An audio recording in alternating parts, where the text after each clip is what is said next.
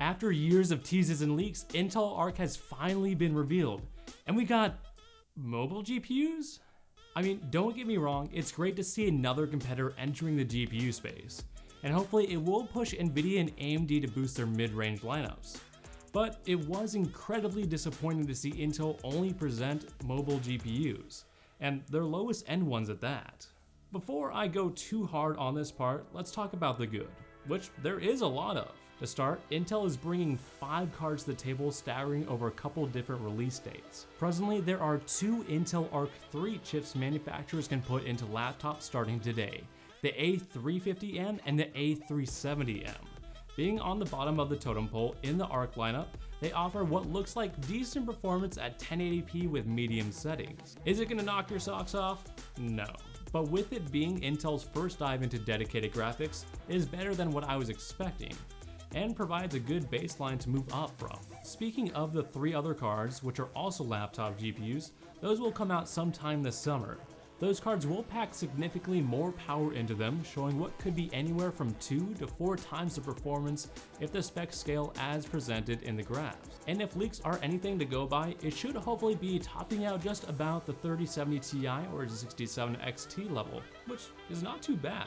What's also nice is the feature parity Intel is bundled in with the new Arc graphics. I'm talking about ray tracing, Xe super sampling, which is essentially Intel's version of DLSS, and Deep Link, and a future-proof video encoder. To touch on the more notable ones, ray tracing, while not necessary in my opinion, is a nice addition to the feature set Intel is bringing to the table. A quality addition is Xe super sampling, which is more similar to Nvidia's DLSS since it is AI powered, unlike AMD's Fidelity FX.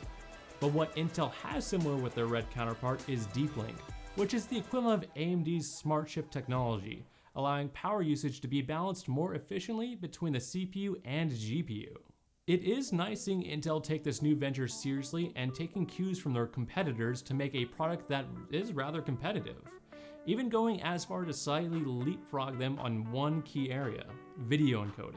Yeah, I know it's not the most exciting tidbit since most people are only interested in Arc's gaming performance, but it is nice to see Intel go that extra mile incorporating their brand new AV1 video encoder into their systems. And if the performance of AV1 is as good as the demo makes it out to be, then it really could change how live streaming is done.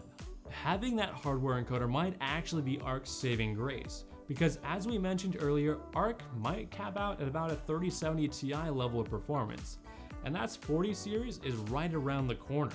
And yeah, Arc is definitely feature complete, there's no doubt about that. It's just a shame it's currently only mobile graphics. However, Intel did reveal what desktop class Arc GPUs would look like in the literal final seconds of the presentation. This really wasn't much to go on, but based on a rough size, Arc is falling into the mid-range seemed to be all but confirmed.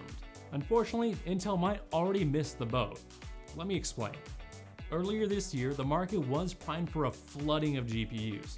Anything Intel could put out to help satiate the demand of gamers in need would have been a godsend. People would be willing to accept all the trials and tribulations of early adoption just as long as they could put a GPU into their system that was craving it. And this would have been true even a couple of weeks ago. But things changed quickly, and we started seeing a somewhat slow but very consistent drop in GPU prices across the board, indicating the market is recovering. Even ASUS has announced a price cut of up to 25% of some of their RTX 30 series GPUs due to tariffs on China being lifted. So with GPUs from brands enthusiasts know and trust in the graphics space becoming more and more available, the tsunami of demand Intel could have counted on is looking more like a wake. And despite all this, laptops are still not a bad deal for gaming. If you'd like to see why, check out our video over here where I talk about how the chip shortage has been pushing many gamers to laptops. And I'll see you next time.